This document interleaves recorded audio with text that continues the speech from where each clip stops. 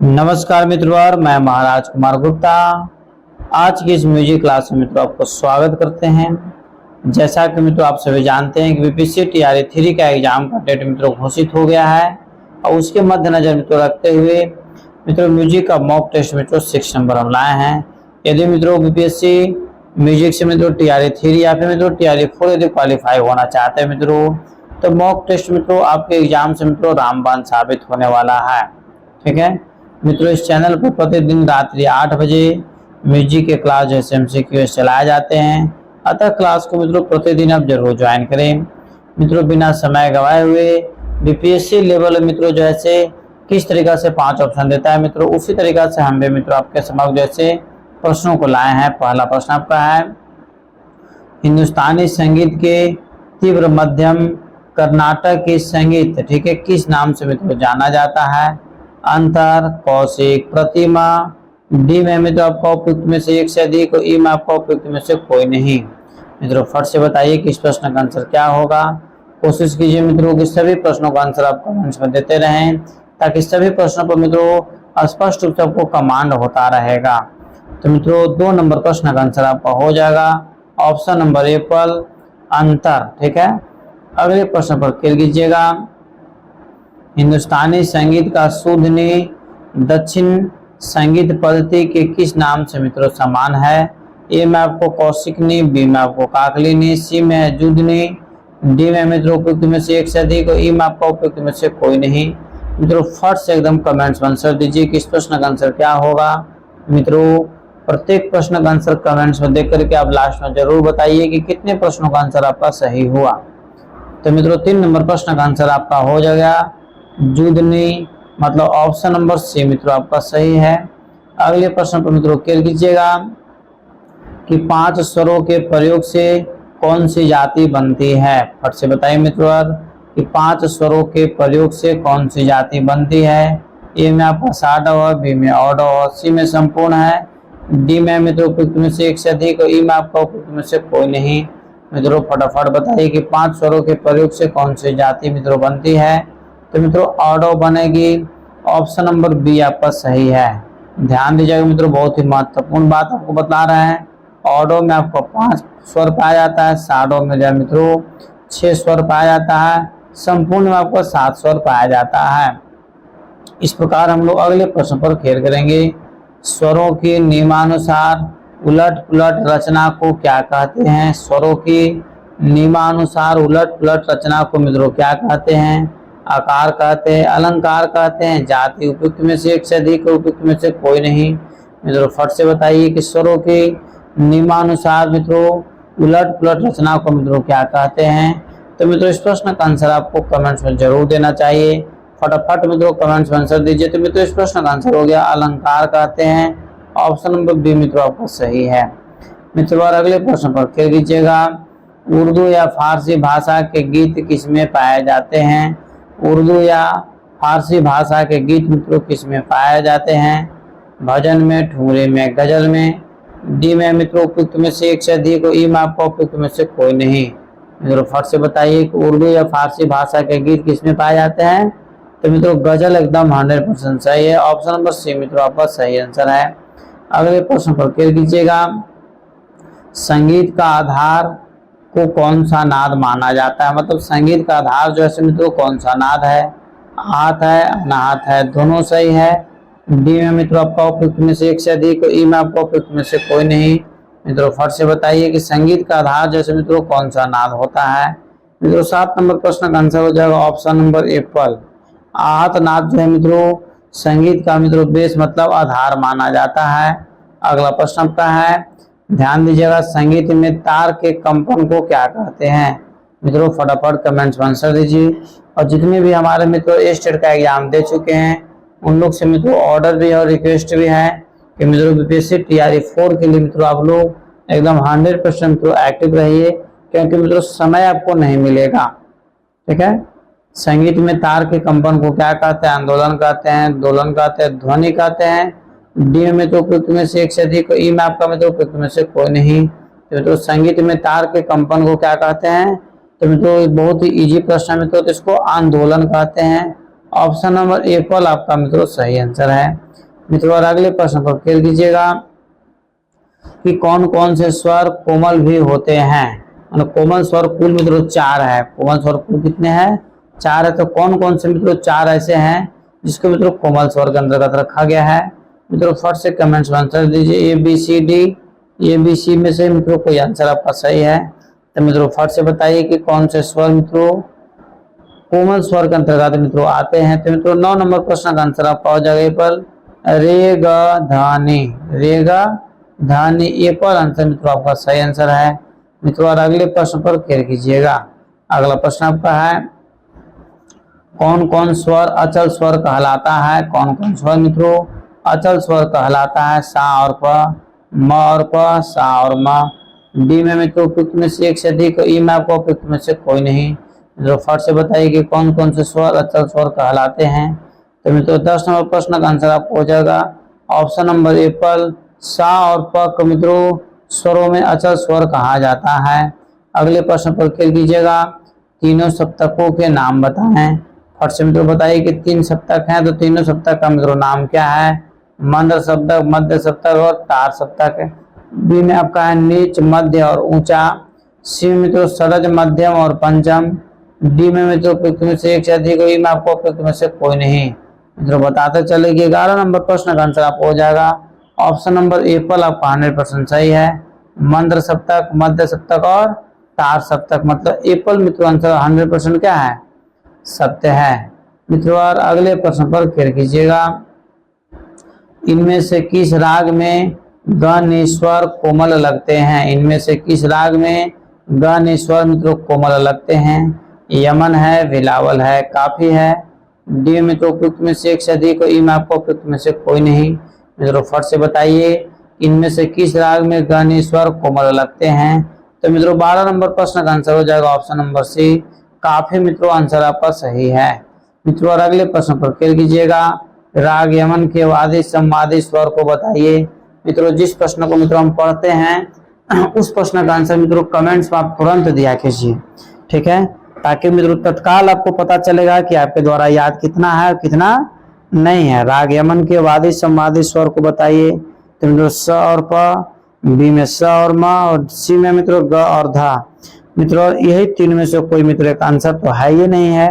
तो मित्रों आपको थ्योरी क्लास मित्रों आपको जरूर ज्वाइन करना होगा ताकि मित्रों आपको पता चल जाएगा कि राग यमन के वादी संवादी स्वर क्या है।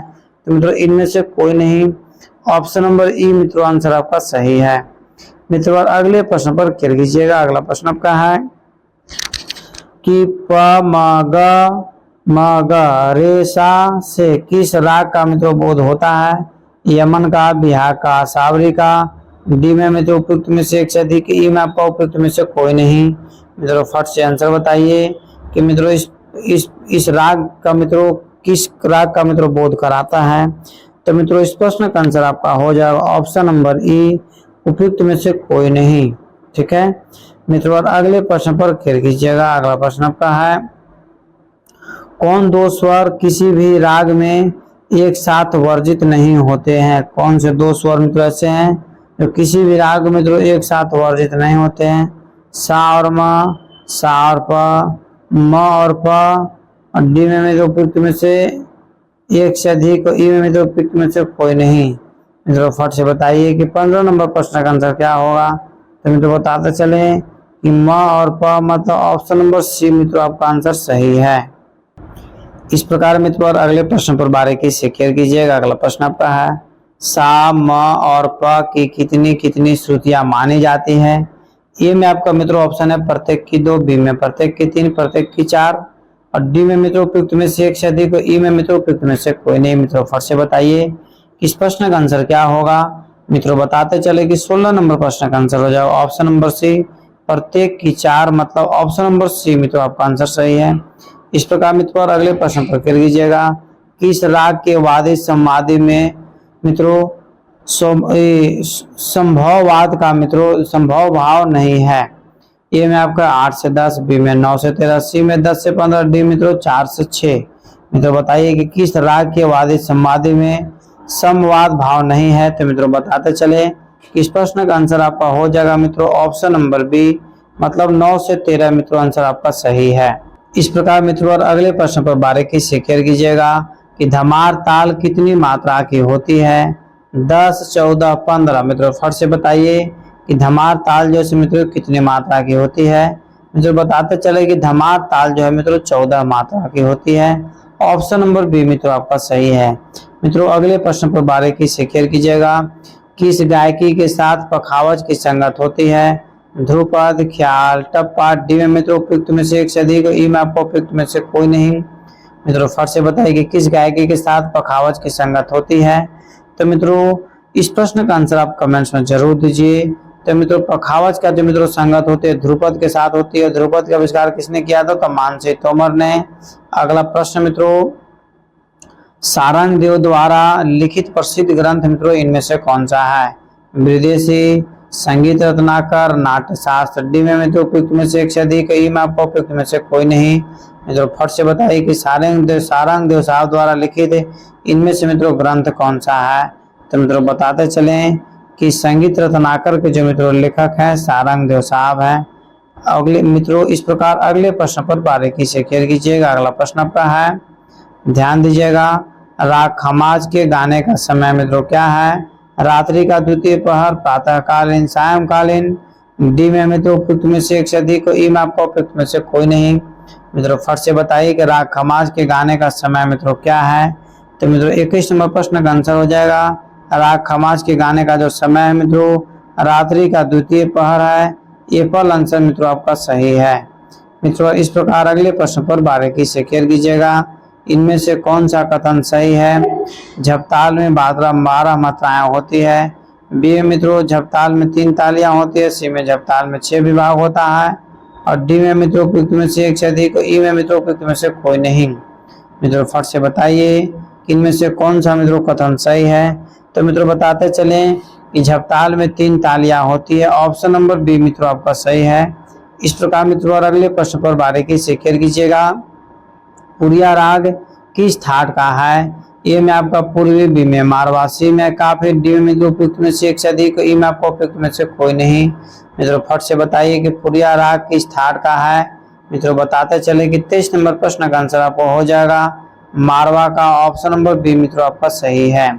मित्रों और अगले प्रश्न पर केयर कीजिएगा कि राग असावरी में कोमल स्वर लगते हैं। रे धानी, रे गानी, ग धानी। डी में मित्रों उपयुक्त में से एक से अधिक, ई में आपको उपयुक्त में से कोई नहीं। मित्रों फट से बताइए कि राग असावरी में कोमल स्वर लगते हैं। तो मित्रों ग धानी मतलब ऑप्शन नंबर सी आपका सही है।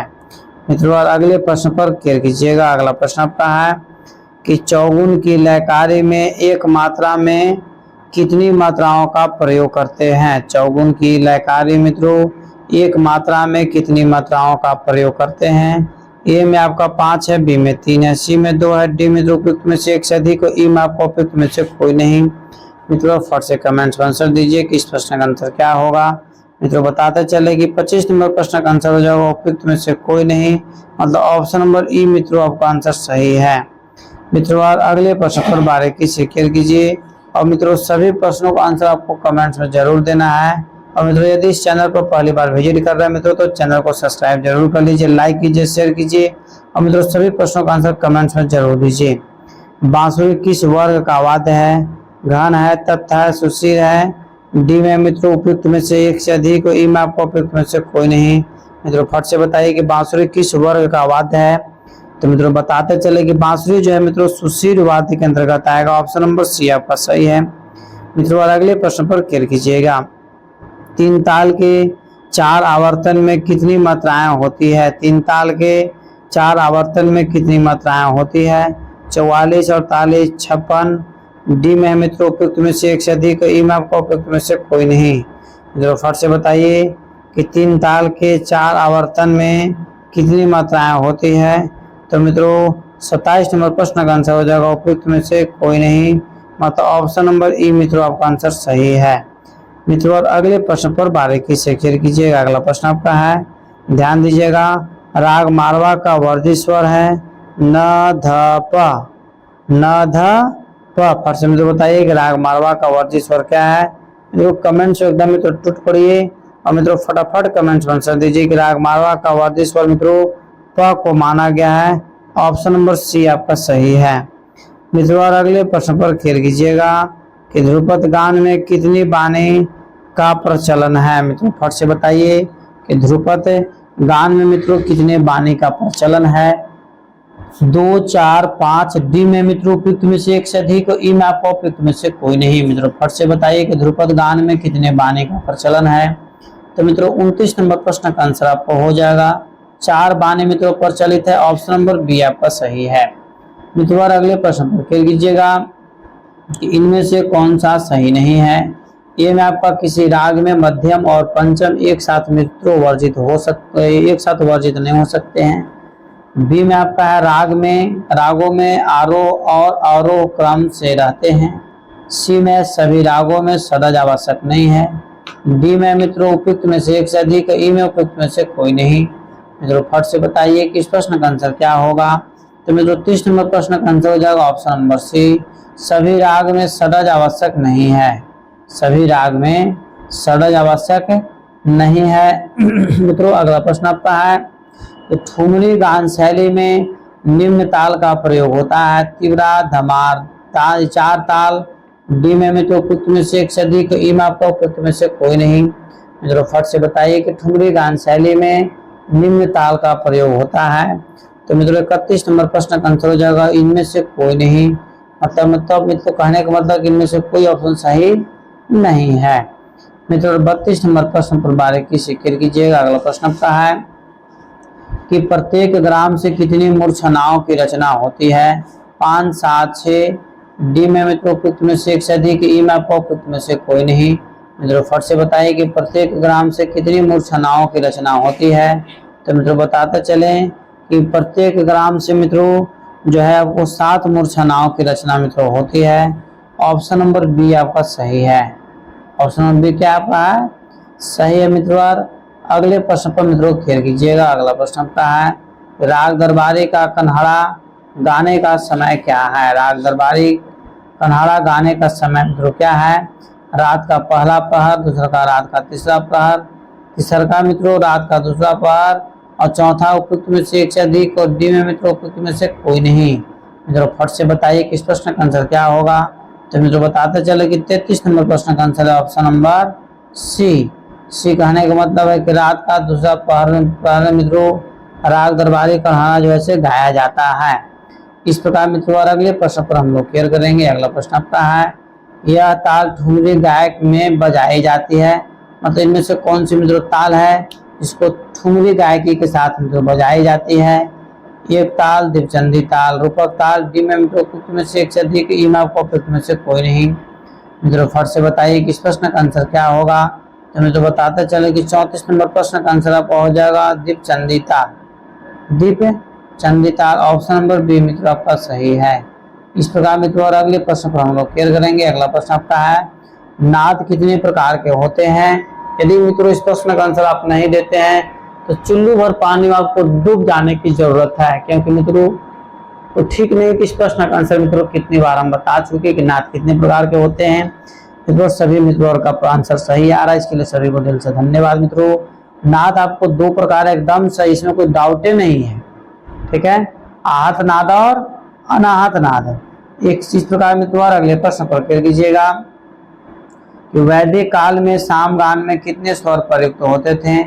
1, 3, 4। डी में मित्रों उपयुक्त में से एक से अधिक, ई में आपको उपयुक्त में से कोई नहीं। वैदिक काल में मित्रों सामगान में कितने स्वर प्रयुक्त होते थे। तो मित्रों बताते चलें कि ऑप्शन नंबर बी मतलब 3 प्रकार के गान मित्रों प्रयुक्त होते थे। अगला प्रश्न आपका है मित्रों ध्यान दीजिएगा कि एक ताल में कितनी खाली होती है। एक ताल में कितनी खाली होती है मित्रों फट से बताइए। 3, 1, 2। डी में मित्रों उपयुक्त में से एक से अधिक, ई में आपको उपयुक्त में से कोई नहीं। मित्रों फट से बताइए कि एक ताल में कितनी खाली होती है। तो मित्रों बताते चले कि एक ताल में कुल खाली की संख्या जो होती है मित्रों ऑप्शन नंबर सी मतलब 2 होती है। ठीक है, एक ताल में कितनी खाली होती है, 2 खाली होती है। इस प्रकार मित्रों और अगले प्रश्न पर हम लोग क्लियर करेंगे कि द्वादश मूर्छनावाद निम्नलिखित में किसकी परिकल्पना थी। और से मित्रों बताइए कि द्वादश स्वर मूर्छनावाद मित्रों निम्नलिखित में से किसकी परिकल्पना थी? ए में मतंग साहब की, बी में कोहल साहब की, सी में मित्रों सारंग देव की, डी में आपका उपयुक्त में से एक से अधिक और डी ई में मित्रों उपयुक्त में से कोई नहीं। मित्रों फट से बताइए कि 38 नंबर प्रश्न का मित्रों क्या होगा कि द्वादश स्वर मुसनावा निम्नलिखित में से किसकी परिकल्पना है?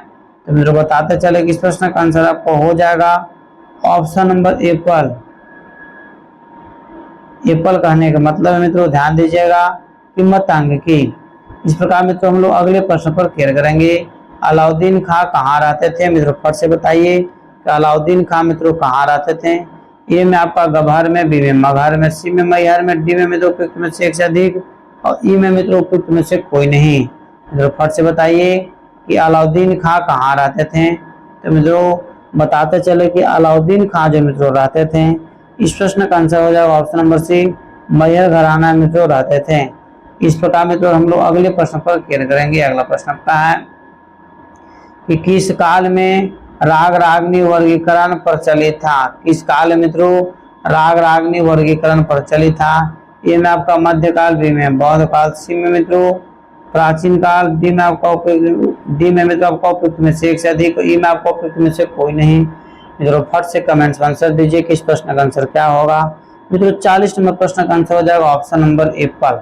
मतलब मध्यकाल मित्रों राग रागनी का वर्गीकरण मित्रों प्रचलित थी। इस प्रकार हम लोग अगले प्रश्न पर मित्रों क्लियर करेंगे।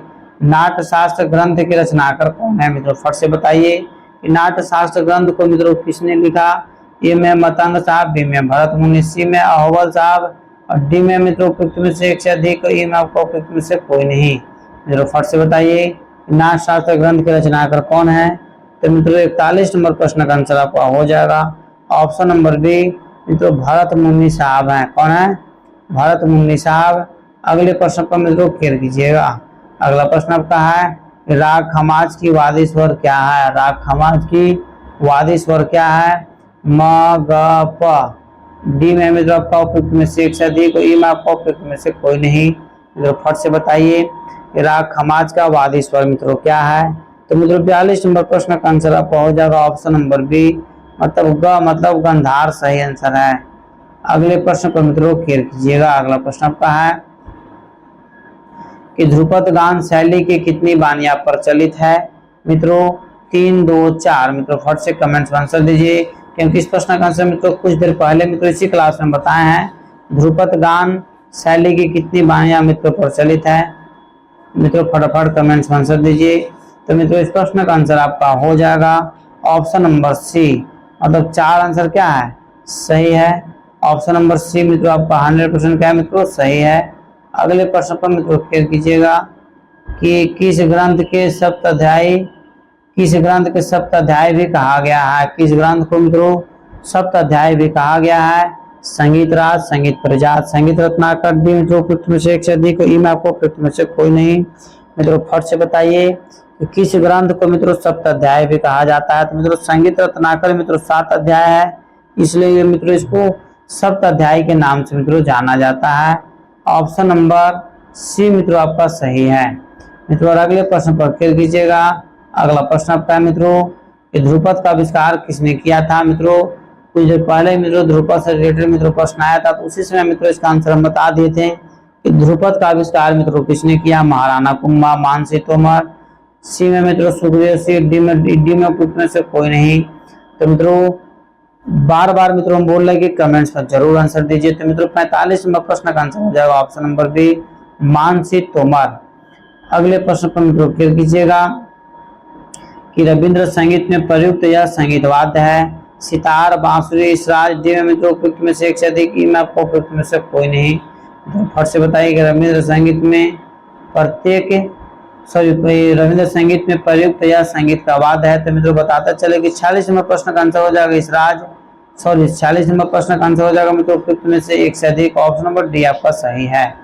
मित्रों अगले प्रश्न पर क्लियर कीजिएगा। अभिनव राग मंजरी के लेखक मित्रों कौन है?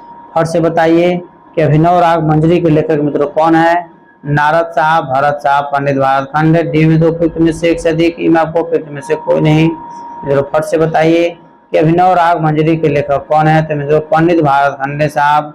ऑप्शन नंबर सी आपका सही आंसर है। मित्रों अगले प्रश्न पर फिर कीजिएगा। अगला प्रश्न है कि प्राचीन काल में ध्रुपद गायकों को क्या कहा जाता था। मित्रों कलावंत बोला जाता था, अपभ्रंश बोला जाता था, या फिर मित्रों जैसे यशवंत बोला जाता था, या फिर मित्रों आगेकर बोला जाता था। मित्रों फट से बताइए कि प्राचीन काल में ध्रुपद गायकों को मित्रों क्या बोला जाता था। तो मित्रों कमेंट से फटाफट आंसर दीजिए। तो मित्रों इस प्रश्न का आंसर आपका हो जाएगा, अब सारे प्रश्न का मित्रों आंसर हो जाएगा ऑप्शन नंबर बी कलावंत। मित्रों आंसर आपका सही है। ठीक है, क्या आंसर है? कलावंत। इस प्रकार मित्रों अगले प्रश्न पर फिर कीजिएगा। अगला प्रश्न आपका है कौन सा ग्रंथ 13वीं शताब्दी के मित्रों उत्तरार्ध में लिखा गया।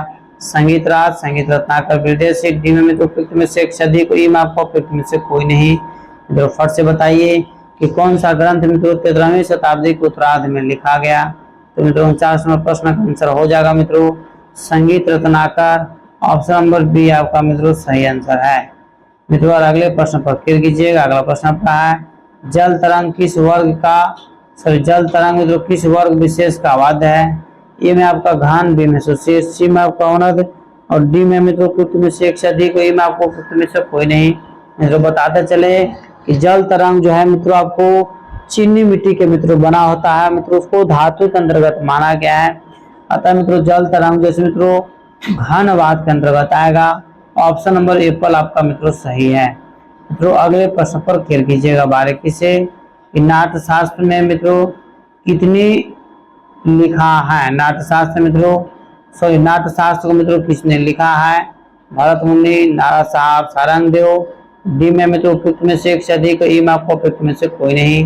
मित्रों फट से बताइए कि नाट्य शास्त्र को मित्रों किसने लिखा है। मित्रों बताते चले कि नाट्य शास्त्र के जो मित्रों लेखक हैं भरत मुनि साहब हैं। ऑप्शन नंबर एप्पल आपका आंसर सही है। मित्रों आज के अंतिम प्रश्न को मित्रों हम लोग बारीकी से क्लियर करेंगे, क्योंकि अंत भला तो सब भला नहीं। बांसुरी को किस वर्ग के अंतर्गत मित्रों रखा जा सकता है। तो मित्रों बताते चले कि बांसुरी जो है मित्रों वायु के माध्यम से मतलब फूंक करके मित्रों बजाया जाता है। और जिस यंत्र मित्रों वायु का प्रयोग करके मित्रों उसे ध्वनि निकाला जाता है, वैसे मित्रों उसको हम लोग क्या बोलते हैं बताइए। सुशीरवाद के अंतर्गत मित्रों रखा गया है, सुशीरवाद बोलते हैं। ठीक है, इस प्रकार मित्रों ध्यान दीजिएगा। इस प्रकार मित्रों सभी प्रश्नों का आंसर मित्रों यहाँ पे आपको जैसे प्रस्तुत कर दिया गया मित्रों दे दिए। मित्रों अब क्या कीजिए कि इसको स्क्रीनशॉट लेकर के मित्रों आप हमको जरूर बताइए कि मित्रों कितने प्रश्नों का आंसर आपका सही हुआ। ठीक है, इस प्रकार मित्रों यदि इस चैनल को पहली बार विजिट कर रहे हैं मित्रों चैनल को सब्सक्राइब कीजिए, लाइक कीजिए, शेयर कीजिए, कमेंट्स कीजिए। यदि मित्रों बीपीएससी टीआरई 3.0 मित्रों यदि क्वालिफाई होना चाहते हैं तो मित्रों दिए हुए नंबर के माध्यम से मित्रों आप हमसे कांटेक्ट करें, चाहे आपको स्टेट थे या बीपीएससी या डीएसएसबी, नेट, केबीआईएस या मित्रों ईएमआरएस मित्रों किसी भी मित्रों मैंने कहने का मतलब है कि म्यूजिक से मित्रों यदि क्वालिफाई होना चाहते हैं किसी भी एग्जाम में मित्रों तो मित्रों आप हमसे जरूर कांटेक्ट करें। मित्रों आपको संपूर्ण कोर्स मित्रों करवा दिया जाएगा। तब तक स्वस्थ रहिए, मस्त रहिए और एक बार प्रेम से बोलिए भारत माता की जय।